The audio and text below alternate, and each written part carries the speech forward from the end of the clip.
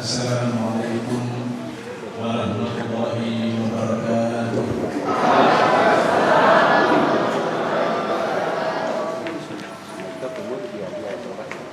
Alhamdulillahilladzi anzala al-Qur'an hudan lin-nasi wa bayyinatin minal huda wal furqan. Asyhadu an la ilaha illallah wahdahu la syarika lah wa asyhadu anna Muhammadan abduhu wa rasuluh. Yang saya hormati dan saya banggakan Bapak Wali Kota Ibu PLT dan Wakil Wali Kota sebagai ulama. Yang saya hormati Bapak Ketua DPRD dan unsur muslidah pada Tirol Kepulauan, Bapak para pejabat dalam lingkungan pemerintah Kota Tirol Kepulauan, yang mohon maaf tidak dapat saya sebutkan satu persatu baik nama maupun jabatan masing-masing, para tokoh masyarakat, tokoh adat, pemuda agama, hadirin dan hadirat yang dirahmati oleh Allah Subhanahu wa Ta'ala. Ceramah saya pada malam hari ini saya bingkai dalam 3 bagian. Yang pertama, kenapa sehingga kita umat Islam meyakini Al-Quran itu sebagai kitab suci. Kemudian yang kedua, apa sesungguhnya misi utama turunnya Al-Quran. Dan yang ketiga, bagaimana sikap kita terhadap Al-Quran. Pada malam hari ini saya hadir tidak bermaksud untuk mengajar, apalagi sampai menggurui ibu dan bapak yang hadir pada malam hari ini. Oleh karena saya sangat sadar bahwa yang hadir pada malam hari ini ada di antaranya ada guru-guru saya.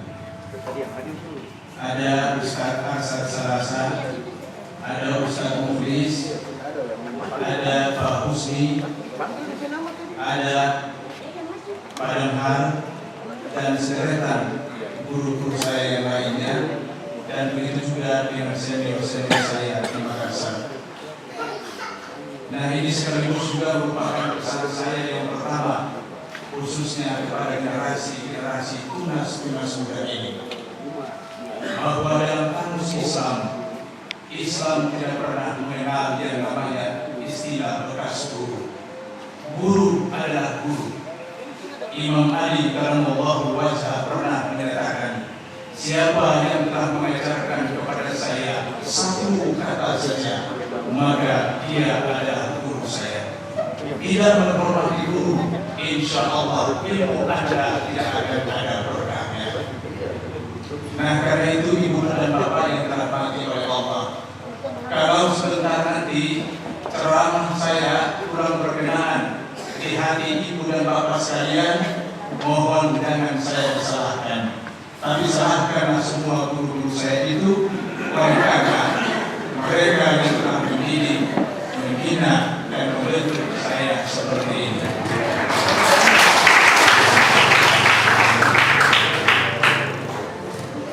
Lalu Bapak yang hadir pada hari ini, alhamdulillah saya bertemu dengan kakak saya, Kakanda Haji Abbas Mahmud.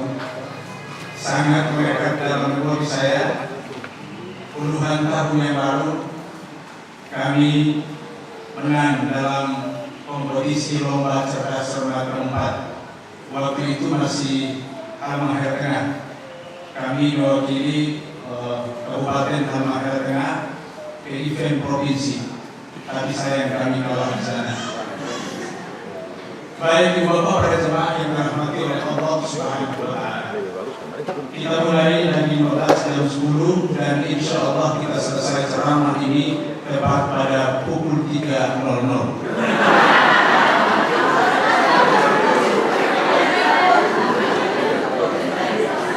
Ibu sanggup? Ibu tahan dulu Bu. Tahan dulu. Saya yang tidak tahan. Baik ibu bapak para jemaah yang dirahmati oleh Allah Subhanahu wa Ta'ala, Al-Quran adalah kitab suci kita. Ada sebuah pertanyaan yang menggelitik dengan Bapak sekalian. Kenapa sehingga kita yakini bahwa Al-Quran itu kitab suci? Yang pertama, Al-Quran itu kita yakini sebagai kitab suci oleh karena Al-Quran itu adalah kitab yang sempurna. Kesempurnaan dari Al-Quran itu bisa kita lihat dari beberapa aspek. Yang pertama, dari aspek keindahan dan ketelitian redaksi bahasanya. Kalau ibu dan bapak pernah membaca buku-buku karya sastra, misalnya seperti karya sastra William Shakespeare, kemudian juga sayap patahnya Khalil Gibran, Al-Hudiyah, Iqbal, kemudian Jalaluddin Rumi dengan Mas Bamiya, maka kita akan menemukan bahwa gaya bahasanya sangat indah. Tapi sekali lagi, jika kita membaca ayat Al-Quran, maka keindahan daripada ayat-ayat Al-Quran itu luar biasa. Dan ini bukan saja diakui oleh kalangan kita orang Muslim, tapi juga diakui oleh kalangan orang-orang Barat. Ada sebuah buku yang sangat monumental yang judulnya The Meaning of Glorious Quran, yang ditulis oleh Barnaby Bishop, salah seorang cendekiawan dari Inggris. Dia menyatakan tentang pengakuan keindahan dan gaya bahasa Al-Quran itu. Sebentar nanti saya jelaskan. Yang kedua, ibu dan bapak yang dimuliakan oleh Allah Subhanahu wa Ta'ala, kesempurnaan dari Al-Quran itu juga bisa kita lihat dari informasi-informasi atau pemberitaan gaibnya. Bahwa ada informasi yang diberikan oleh Al-Quran yang tidak mungkin diketahui oleh manusia pada saat itu. Misalnya, Al-Quran pernah menggambarkan tentang jasad atau mayat dari Fir'aun yang utuh, dan itu digambarkan oleh Allah Subhanahu wa Ta'ala dalam surat Yunus ayat 92. Fal yawma najika bi badanika litakuna liman khalaqaka ayat. Maka pada hari ini kami selamatkan badanmu, pada hari ini kami selamatkan tubuhmu supaya menjadi pelajaran bagi orang-orang yang datang sesudahmu. Jemaah yang dimuliakan oleh Allah Subhanahu wa Ta'ala, pada abad ke-19, seorang ahli purbakala yang bernama Loret, dia menemukan di lembah Raja Luxor Mesir sebuah mumi, dan setelah diteliti ternyata dia adalah jasad Fir'aun. Begitu juga dengan bapak para jemaah yang dirahmati oleh Allah, bagaimana Al-Quran memberikan informasi ilmiah tentang proses kejadian manusia, dan itu dibenarkan oleh ilmu kedokteran modern sekarang ini. Dan yang paling terakhir, bapak para jemaah yang dirahmati oleh Allah, isyarat Al-Quran tentang pertemuan kedua lautan yang akhirnya tidak berbau. Ada semacam dinding yang memisahkan pertemuan antara kedua air laut itu. Marajal Bahraini yaltaqiyan barzahman la yaltaqiyan. Dan sesungguhnya kami telah melahirkan kedua air laut itu, keduanya bertemu, dan di antara keduanya ada semacam dinding yang memisahkan keduanya. Maka nikmat Tuhan yang mana yang kamu usahakan. Dan itu dibuktikan oleh Jabez Coustou, salah seorang ekspedisi dari Prancis, ketika dia melihat pertemuan antara Laut Atlantik Utara dan Laut Atlantik Selatan. Kedua air itu tidak berbau, dan ada semacam dinding yang memisahkan kedua air laut itu. Ibu bapak para jemaah yang dirahmati Allah Subhanahu wa Ta'ala, belum lagi kalau kita melihat tentang keajaiban kata-kata dalam Al-Quran, dalam karya Al-Ijaz Al-Adabi Al-Quran, keajaiban kata-kata dalam Al-Quran. Ibu bapak para jemaah yang dirahmati oleh Allah Subhanahu wa Ta'ala. Yang kedua, kita yakini Al-Quran itu sebagai kitab suci oleh karena Al-Quran itu adalah bacaan yang mulia. Salah satu buktinya ibu dan bapak sekalian, Allah Subhanahu wa Ta'ala akan memberikan reward. Allah Subhanahu wa Ta'ala akan memberikan ganjaran pahala bagi orang-orang yang membacanya. Man qara'a harfan min kitabillah falahu hasanatu wal hasanatu bi akhri amsalha. Barang siapa yang membaca satu huruf saja dari kitab Allah, maka baginya 10 pahala. Jadi satu kata saja ibu dan bapak sekalian, 10 pahala. Jadi misalnya dibaca Yasin, 20 pahala, 2 kata. Alif Lam Mim, 30 pahala. Alif Lam Mim Ra, 40 pahala karena 4 huruf. Nah, karena itu ibu bapak para jemaah yang dirahmati oleh Allah Subhanahu wa taala, terutama ibu-ibu, nanti sebentar kalau sudah keluar dari sini, buka Al-Qur'an baca. A'udzubillahi minasyaitonir rajim. Bismillahirrahmanirrahim. Ya sadaqallahul azim. 10 pahala. Tapi keterlaluan. Ngaji baca Quran di sini hanya ya. Itu namanya sungguh terlalu. Itu namanya sungguh terlalu. Ada iklan di TV itu sungguh terlalu. Tapi saya yakin ibu-ibu yang ada pada malam hari ini, saya lihat sorotan matanya luar biasa. Ibu-ibu yang salihah. Ibu bapak pada jemaah yang dirahmati oleh Allah Subhanahu wa taala, saya sering singgung. Kata Profesor Dr. Amin Rais dalam bukunya Zaman Baru Peradaban Islam, dia katakan bahwa kebangkitan dan gila atau semangat keberagamaan di Indonesia ini justru muncul dari kaum perempuan. Believe or not, percaya atau tidak kepada Ibn Bapak saya, di mana-mana yang punya majelis taklim itu adalah ibu-ibu. Bapak-bapak tidak punya majelis taklim. Yang punya perhimpunan untuk membaca Yasin itu adalah ibu-ibu. Kemudian yang banyak zikirnya itu adalah ibu-ibu. Yang paling banyak takbirnya itu adalah ibu-ibu. Yang paling banyak ngajinya itu adalah ibu-ibu. Semuanya diambil oleh ibu-ibu. Termasuk yang paling banyak utang, yang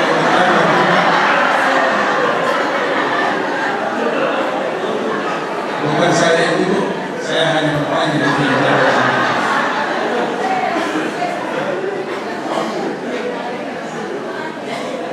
ibu bapak pada jemaah yang dirahmati oleh Allah Subhanahu wa taala. Yang ketiga,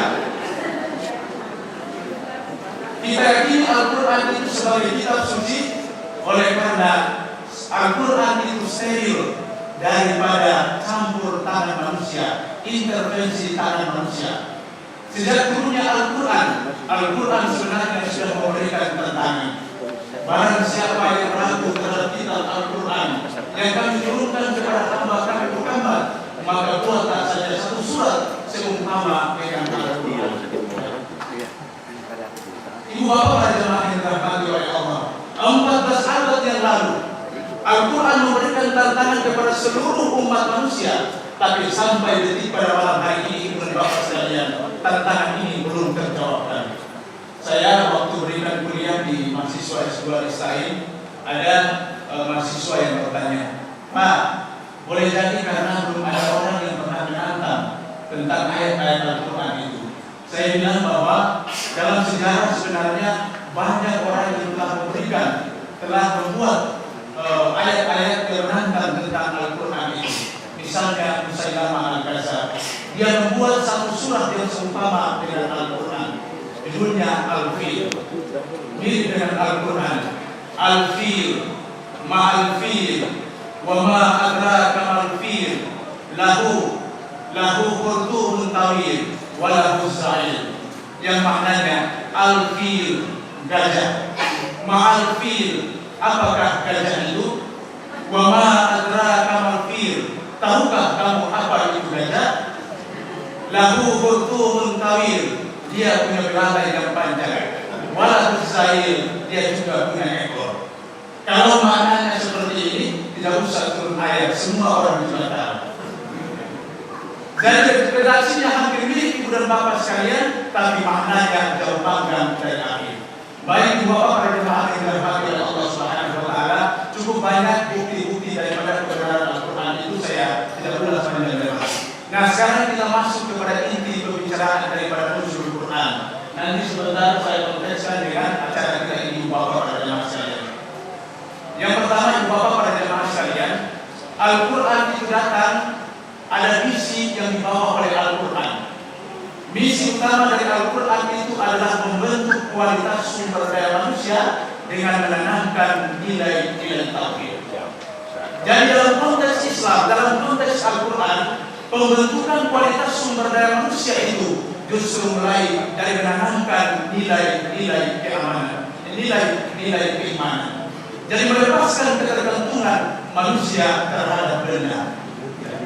Saya sangat yakin ibu dan bapak sekalian bahwa kita semua yang hadir ini telah menjadikan Allah Subhanahu wa taala sebagai satu-satunya Tuhan kita. kita tidak melakukan syirik jari. Tapi yang sering kita terjatuh di bulan Bapak sekalian, ada yang disebut dengan syirik khafi, syirik yang tersamar atau syirik yang tersembunyi. Jadi misalnya kalau kita lebih kagumi komputer daripada Allah Subhanahu wa Ta'ala, maka itulah berhala kita. Kalau kita lebih kagumi berbeda daripada keagungan Allah Subhanahu wa Ta'ala, maka inilah Tuhan kita. Kalau kita lebih mengutamakan harta daripada Allah Subhanahu wa Ta'ala, maka itulah Tuhan kita.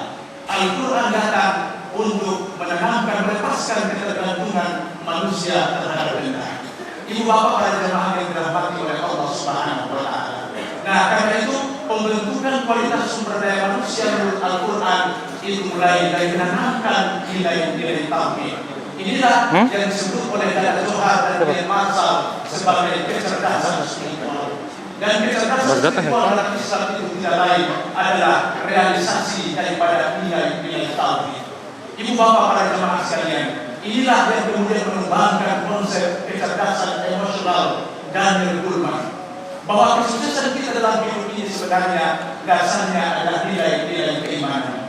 Dengan nilai-nilai tauhid inilah ketika Bung Tomo pada tanggal 10 November dia berteriak Allahu Akbar, membakar semangat arek-arek Surabaya. Dengan spirit daripada nilai-nilai tauhid inilah pahlawan Nuku berjuang untuk mengusir penjajah dari bumi yang kita cintai ini. Dan pada spirit daripada tauhid ini pula, maka para pejuang kita merebut kemerdekaan. Nah, karena itu bapak para jemaah yang dirahmati oleh Allah Subhanahu wa Ta'ala, kalau kemarin itu ibu saya sempat menulis di harian Malu Post 17 Ramadan dan 17 Agustus. Saya katakan bahwa the founding father pada para pemimpin kita, pemimpin bangsa yang mereka tentukan dalam pembukaan Undang-Undang Dasar 45 bahwa kemerdekaan yang kita raih ini atas berkat rahmat dari Allah Subhanahu wa Ta'ala. Nah, karena itu bapak para jemaah yang dirahmati oleh Allah, momentum bulan suci Ramadan ini, mari kita meningkatkan iman dan ketakwaan kita di hadapan Allah Subhanahu wa Ta'ala.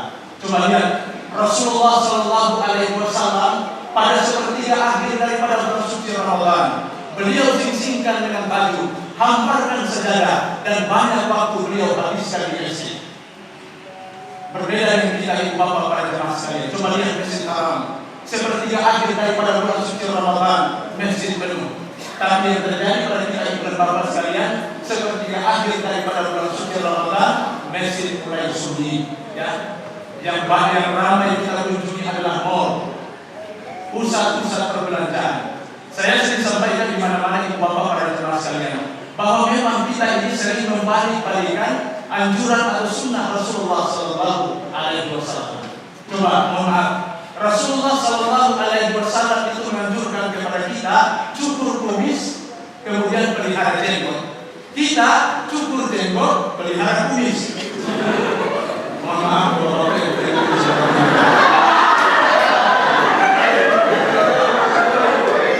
tapi ini kan sunnah, ya. Tidak usah takut saya gimana seperti itu, Pak. Ini namanya sunnah. Sunnah itu dikerjakan mendapat pahala, tidak dikerjakan tidak mendapat dosa. Kan begitu. Ya.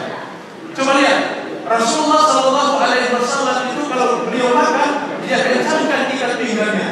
Kita kalau makan, kita lepaskan ikat pinggangnya. Apalagi kalau kita makan berbeda, dia akan simpan jika kita buka. Ibu bapak pada jemaah yang dirahmati oleh Allah Subhanahu wa Ta'ala. Dan memang saya sering katakan ibu bapak sekalian, bahwa kita umat Rasulullah Sallallahu Alaihi Wasallam, umat Islam ini kan beda-beda tipis dengan Nabi. Kita beda-beda sedikit saja dengan Nabi. Coba, Nabi itu sedikit makannya, kalau kita sedikit makan. Jadi sedikit. Nabi itu sedikit tidurnya, kalau kita sedikit tidur. Nabi itu sedikit marahnya, kalau kita sedikit marah. Ini terutama ibu-ibu saya yang mohon maaf. Kadang di rumah, ya kita tidak tahu alasannya banyak marah-marah. Saya ingin sampaikan kepada ibu dan bapak sekalian, Rasulullah Sallallahu Alaihi Wasallam katakan bahwa marah itu berasal dari syaitan dan iblis. Iblis dan syaitan itu diciptakan oleh Allah Subhanahu wa Ta'ala dari api. Simbol dari api itu adalah merah. Karena itu coba kita perhatikan. Kalau orang marah itu jadi merah, mukanya jadi merah, matanya menjadi merah, telinganya menjadi merah. Ya. Merah itu simbol dari api. Lawan dari api itu adalah air. Nah, karena itu Pak, saya sarankan Pak, kalau di rumah ibu marah-marah, maka siapkan air 1 ember. Siram kepada ibu yang marah-marah itu, insya Allah marahnya semakin jadi.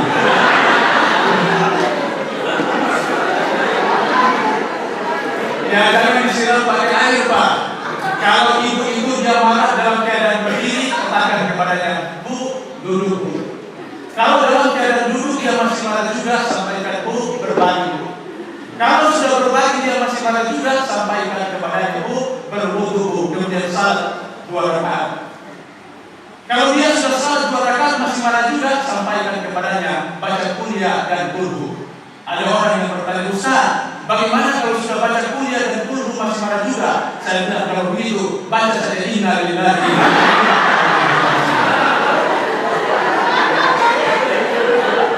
Memang sudah dasar turun kemana itu kalau begitu. Ibu bapak pada jemaah yang dirahmati oleh Allah Subhanahu wa Ta'ala.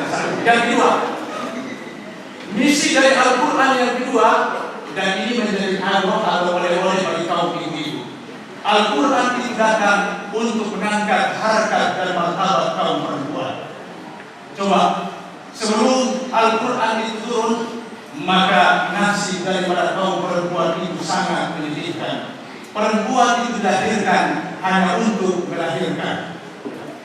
Malah kalau kita baca dalam buku Karen Armstrong, seorang biarawati dari Inggris, ketika dia mengungkap tentang culture atau budaya barat, budaya Arab, Masya Allah, bijak sekali ibu dan bapak sekalian. Kalau ada seorang anak perempuan yang lahir, maka itu menjadi aib sosial, karena itu dikuburkan hidup-hidup.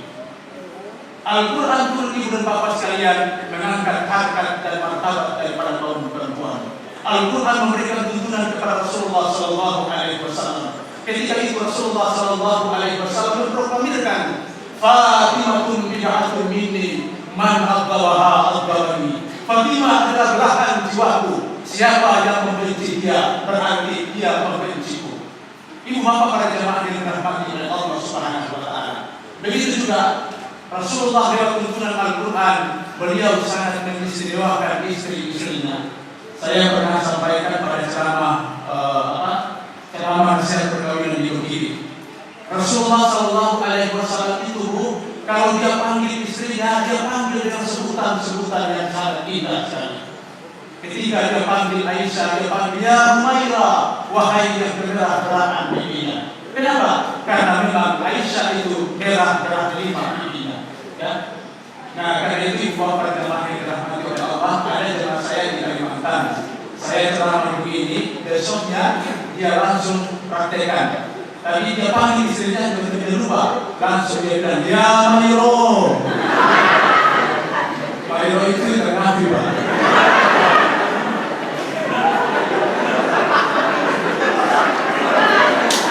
Ibu bapak berjemaah yang dirahmati oleh Allah Subhanahu wa Ta'ala. Nah, karena itu sekali lagi Rasulullah mengistimewakan istrinya. Nah, karena itu kalau bapak ini mengikuti Rasulullah Sallallahu Alaihi Wasallam lewat tuntunan Al-Quran, maka pujilah istri kita. Misalnya, mohon maaf kalau istri kita itu hidupnya sedikit mancung, panggillah dia dengan kesayangannya. Wahai istriku yang termancung hidupnya di lorong 5. Tinggal lorong Pak, Ibu bapak berjemaah yang dirahmati oleh Allah Subhanahu wa Ta'ala. Ini momentum nuzul Quran, Islam mengangkat harkat martabat kaum perempuan. Nah, karena itu saya ingatkan kepada ibu-ibu bahwa Rasulullah Sallallahu Alaihi Wasallam katakan bahwa istri yang baik, istri yang salehah itu adalah istri yang pandai menyenangkan hati sang suami. Ketika dilihat oleh sang suami, dia pintar menyenangkan hati sang suami. Artinya apa? Seorang istri itu hendaknya bersoleh, ya, dia pandai berdandan agar suaminya itu damai dalam hatinya. Saya sering sampaikan, mohon maaf, ibu-ibu itu mohon maaf, itu nanti kelihatan cantiknya, nanti kelihatan anggunnya ketika dia menghadiri acara-acara resmi seperti ini, ya. Atau dia menghadiri pesta perkawinan, wow keren. Tapi ketika berada di rumah, masya Allah, Ibu, saya ingin sampaikan ke bapak jemaah sekalian, terutama kepada ibu-ibu. Saya ingin memberikan warning kepada ibu. Sekarang ini saingan ibu di luar rumah sudah terlalu banyak. Kalau tidak pintar berdandan, berhias diri, maka celaka 12. Nah, karena itu bapak berjemaah yang dirahmati oleh Allah Subhanahu wa Ta'ala. Ibu kalau keluar rumah, biasanya kalau keluar rumah, masya Allah, pakai baju yang paling bagus, dia berhias, pakai pixi, pakai mirabela, ya. Tapi ketika berada di rumah, masya Allah, pakai dasar yang tidak cuci. Masuk ke kamar suami tidak sikat gigi, dicium lehernya bau balsem, dicium perutnya bau minyak kayu putih, dicium kakinya bau minyak gosok. Akhirnya suaminya robek. Ada ibu-ibu di Makassar ketika saya ceramah protes, Ustaz, tidak usah itu persoalkan dasarnya Ustaz, yang penting rasanya pun.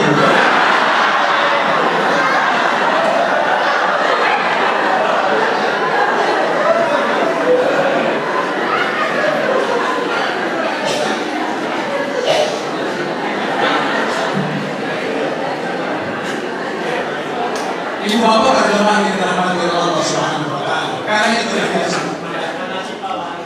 Saya ingin sampaikan kepada ibu, mestinya ibu punya budget khusus untuk selalu berdandan atau menghias diri. Nah, khususnya bapak-bapak ini jangan sekakar Pak, jangan kikir Pak. Siapkan budget khusus untuk ibu-ibu akan merawat kecantikannya. Bu, ini buat kita. Pergi ke salon, facial muka, kerimba, mandi susu, tidak perlu rebonding.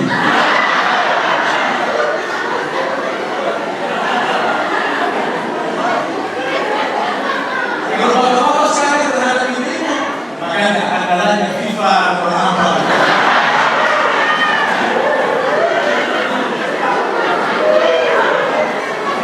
Ibu bapak berjemaah yang terhormati oleh Allah Subhanahu wa Ta'ala. Sekarang ini kan saya lihat teknologi kecantikan itu luar biasa. Saya kadang-kadang bingung melihat itu ibu-ibu.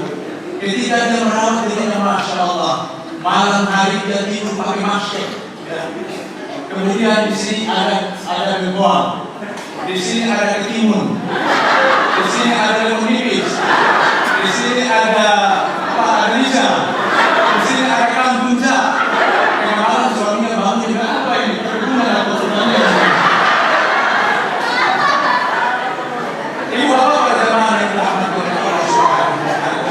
Jadi Al-Quran itu turun mengangkat harkat dan martabat daripada kaum perempuan. Rasulullah sallallahu alaihi wasallam berkata, al-jannatu tahta aqdamil ummah, bahwa surga itu di bawah telapak kaki sapi. Karena itu ibu bapak berjemaah yang dirahmati oleh Allah Subhanahu wa Ta'ala. Kata ibu dalam Al-Quran atau dalam bahasa Arab itu disebut dengan al-um. Sekali lagi, kata ibu dalam bahasa Arab atau dalam bahasa Al-Quran itu disebut dengan al-um. Dari al-um ini dia akan berkembang menjadi kata imam, dan dari al-um ini dia juga berubah menjadi kata ummah. Jadi imam, pemimpin yang jujur, pemimpin yang adil, dan pemimpin yang tawadu. Dan umat adalah rakyat yang taat asas. Jadi tugas daripada seorang perempuan, seorang ibu, bukan hanya untuk melahirkan. Kalau seorang perempuan itu melahirkan, itu adalah sesuatu yang berarti yang ada dalam dirinya. Tapi tugas yang penting bagi seorang ibu adalah melahirkan pemimpin-pemimpin yang adil dan rakyat yang taat asas. Dari kata imam dan umat tadi, luar biasa keajaiban daripada ibu dan bapak sekalian. Ibu bapak-bapak berjemaah yang dirahmati oleh Allah Subhanahu wa Ta'ala. Yang ketiga, yang ketiga ibu bapak berjemaah yang dirahmati oleh Allah. Misi yang ketiga dari kedatangan Al-Quran adalah membebaskan manusia dari kebodohan. Al-Quran itu turun dengan konsep Iqra, baca. Apa yang kita baca? Yang kita baca itu adalah ayat-ayat Allah. Berapa ayat-ayat Allah? Ada dua. Ada ayat yang tersurat dan ada juga ayat yang tersirat. Bumi yang kita pijak ini adalah ayat Allah. Bagaimana mungkin kita bisa memahami ayat-ayat Allah yang ada di bumi jika kita tidak memahami ilmu geologi dan ilmu geografi? Lautan yang luas dan hampar juga itu adalah ayat-ayat Allah. Bagaimana mungkin kita bisa memahami ayat-ayat Allah yang ada di lautan jika kita tidak memahami ilmu oceanografi? Angkasa luar itu juga adalah ayat-ayat Allah. Bagaimana mungkin kita bisa memahami ayat-ayat Allah yang ada di angkasa luar jika kita tidak memahami ilmu astrologi? Jadi konsep Iqra, baca dalam Al-Quran dalam arti syarat untuk kita meningkatkan ilmu, pengetahuan dan teknologi. Ibu bapak para jemaah yang terhormati oleh Allah, beberapa hari yang lalu saya baca di Harian Kompas. Di sini di Harian Kompas ini beberapa sekalian apresiasi atau budaya kita orang Islam untuk meningkatkan ilmu pengetahuan itu sangat turun drastis di bawah para jemaah sekalian. Ada dua indikator yang disebutkan dalam Harian Kompas itu. Yang pertama adalah bahwa dalam setahun kita umat Islam ini menghabiskan uang untuk beli rokok itu mencapai 30 miliar. Ini hasil penelitian beberapa sekali. Saya tidak tahu metodenya seperti apa. 30 miliar kita habiskan uang dalam setahun untuk beli rokok. Tapi dalam setahun kita keluarkan uang untuk langganan koran, baca majalah, kemudian baca buku, itu hanya 6 miliar. Jadi bapak para jemaah yang dirahmati oleh Allah tidak simak. Yang kedua, di negara barat ibu bapak para jemaah sekalian tidak usah terlalu jauh, di Asia Tenggara saja, di Singapura, Malaysia, kemudian Hong Kong, di sana disebutkan bahwa ibu-ibu yang ada di sana itu setiap hari mereka itu punya apresiasi, mereka itu gandrung untuk melengkapi rumahnya itu dengan perpustakaan di bawah. Tapi kita di Indonesia itu bapak sekalian yang kita gandrungi adalah menghiasi rumah kita dengan perabot yang mahal. Ibu bapak para jemaah yang dirahmati oleh Allah Subhanahu wa Ta'ala. Nah, karena itu bapak para jemaah sekalian, jadikan rumah tangga kita itu adalah rumah tangga yang bagaimana kita bisa meningkatkan ilmu pengetahuan. Ibu bapak para jemaah yang dirahmati oleh Allah Subhanahu wa Ta'ala. Mohon maaf ibu, saya 2 semester kuliah di University of Southern Queensland, negara bagian Brisbane, Australia. Mendapat beasiswa dari DP. 2 semester di sana ibu bapak para jemaah sekalian, saya melihat bahwa substansi daripada nilai-nilai Al-Quran itu justru kita lihat banyak. Wujudnya itu ada pada masyarakat bawah. Budaya disiplin, kemudian kebersihan, ras atau kepercayaan itu justru ibu bapak sekalian berada pada masyarakat bawah seperti itu. Padahal apa mereka orang-orang muslim ibu bapak para jemaah sekalian. Tapi substansi daripada nilai-nilai Al-Quran itu justru terwujud dalam kehidupan masyarakatnya. Saya beri contoh ibu bapak sekalian. Kita kalau di sana orang masuk di supermarket, dia bawa tas atau dia bawa jaket. Kalau kita di sini kita harus sedikit ya, kita harus sedikit. Tapi kalau di sana ibu bapak sekalian, kalau bawa tas, bawa jaket kita masuk saja. Dan orang tidak khawatir kalau ada curian di dalam. Kenapa? Rush yang disebutkan oleh Francis Fukuyama dalam guncangan besar itu sudah melebar luas dalam masyarakat barat. Ibu bapak para jemaah yang dirahmati oleh Allah Subhanahu wa Ta'ala. Tapi kalau kita di sini angka kriminalitas itu cukup tinggi. Coba lihat di Pusel, lihat di acara kriminalitas. Ada sebuah anekdote, ada seorang laki-laki suatu ketika dia dalam perjalanan, tiba-tiba kemudian mau buang air, ya tidak jauh dari situ ada toilet. Dia masuk di toilet umum itu. Di dalam toilet itu ibu bapak sekalian tidak ada gantungan celana. Akhirnya apa? Dia gantung celana itu di atas tembok daripada toilet itu. Karena takut diambil orang, langsung dia buat pengumuman. Dia tulis dalam secari kertas, kemudian dia tempel. Jangan coba-coba mencuri atau mengambil celana ini, sebab celana ini milik petinju nasional.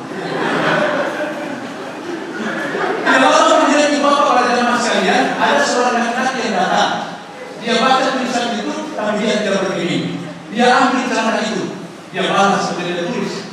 Jangan coba-coba mengejar pencuri celana ini, sebab pencuri celana ini adalah pelari nasional.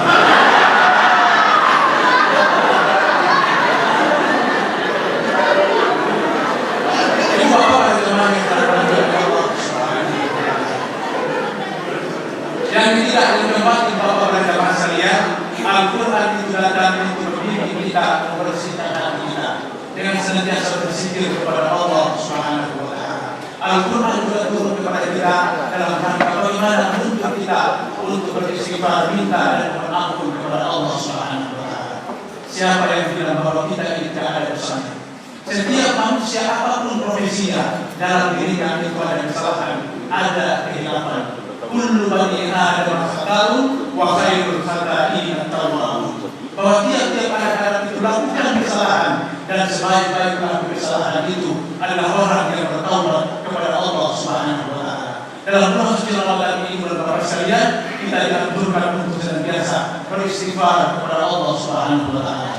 Astaghfirullah Rabbal baraya, astaghfirullah minal khataya. Sama-sama Bu. Astaghfirullah Rabbal baraya, astaghfirullah minal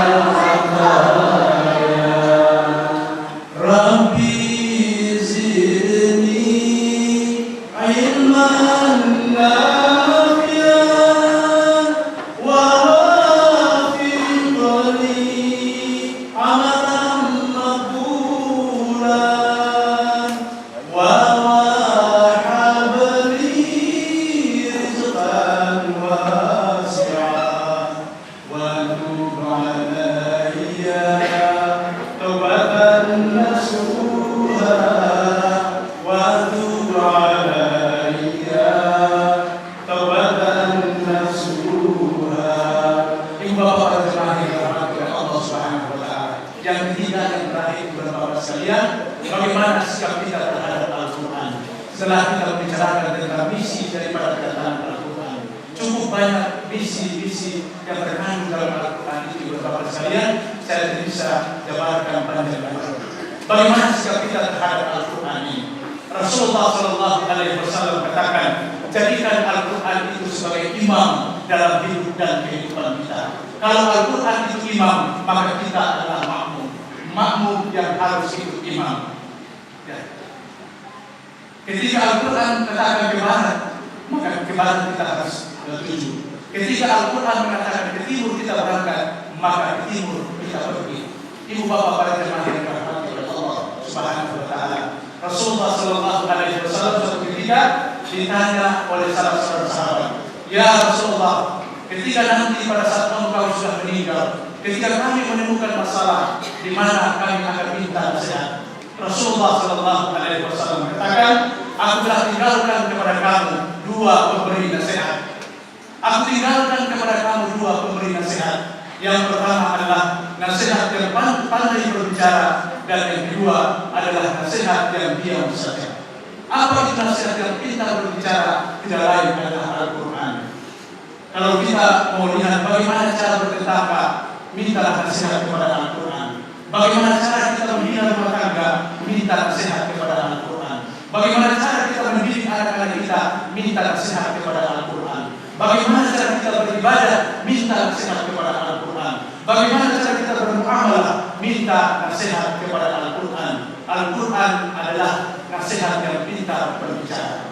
Dan yang kedua kata Rasulullah SAW, saya ingin sampaikan bahwa problem kita adalah bagaimana menjadikan Al-Quran itu sebagai the walking Quran, Quran yang jalan-jalan dan hidup dan kehidupan ini. Kemudian yang kedua, ibu bapak para jemaah sekalian, nasihat yang diam saja. Dan nasihat yang diam saja itu tidak lain adalah al-maut.